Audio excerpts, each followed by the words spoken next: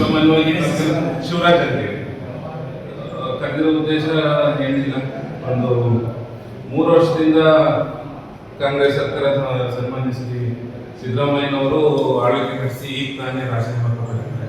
ಅವರು ಕೂಡ ವಿಧಾನ ಭಾಷಣ ಎಲ್ಲ ಆಗಿದೆ. ಈಗ ನೂತನ ಸರ್ಕಾರ ಇನ್ನೇನು ಕೆಲವೇ ದಿನಗಳಲ್ಲಿ ಅದು ಆಗ್ತಾ ಇದೆ. ಹಾಗಾಗಿ ನಾನು ಮುಂದೆ ಒಂದು ಒಕ್ಕೂಟನ ಏನಂದ್ರೆ, ಚಾಮರಾಜನಗರದಲ್ಲಿ ಸತತವಾಗಿ 4 ಬಾರಿ MLA ಆಗಿರುವಂಥ ನಮ್ಮ ಸಮುದಾಯದ ನೇತಾರರು ಕಣ್ಮಣಿಯಾದಂಥ ಶ್ರೀ ಪುಟ್ಟರಂಗಶೆಟ್ಟರಿಗೆ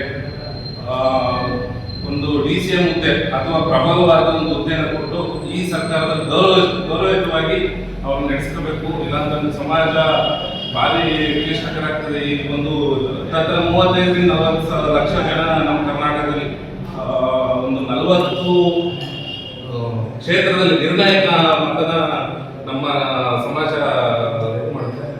ಆ ಒಂದು ಉದ್ದೇಶಕ್ಕೋಸ್ಕರ ಪುಟ್ಟರಂಗಶೆಟ್ಟರಿಗೆ ಸಚಿವ ಸ್ಥಾನ ಕೊಡಲೇಬೇಕು ಅಂತ ನಾವು ಒಂದು ಈ ವೇದಿಕೆ ಮೂಲಕ ಮಾಧ್ಯಮದ ಮೂಲಕ ತಮ್ಮ ಏನು ಹೈಕಮಾಂಡ್ ಆಗಲಿ ರಾಜ್ಯ ನಾಯಕರಿಗೆ ನಾವು ಹೇಳಲಿಕ್ಕೆ ಇಷ್ಟಪಡ್ತಿದ್ದೀವಿ. ಹಾಗಾಗಿ ಮತ್ತೊಂದಂದ್ರೆ ಸನ್ಮಾನ್ಯ ಶ್ರೀ ಈಗ DK ಶಿವಕುಮಾರ್ ಸಾಹೇಬರು ಮುಖ್ಯಮಂತ್ರಿ ಆಗೋ ಸಂಭವ ಮೊದಲಾಗಿ ಅವರು ಕೂಡ ಅಭಿನಂದನೆ ಸಲ್ಲಿಸ್ತೀವಿ. ಎಲ್ಲರೂ ಕೂಡ ಅಭಿನಂದನೆ ಸಲ್ಲಿಸ್ತಾ ಪ್ರಥಮ ಏನಂತಂದ್ರೆ ಪುಟ್ಟರಂಗಶೆಟ್ಟರಿಗೆ ನಾವೆಲ್ಲ ಮಿನಿಸ್ಟರ್ಗೆ ಕೊಡಲೇಬೇಕು ಅಂತ ನಮ್ಮ ಒಕ್ಕೂಟದಿಂದ ನಾವು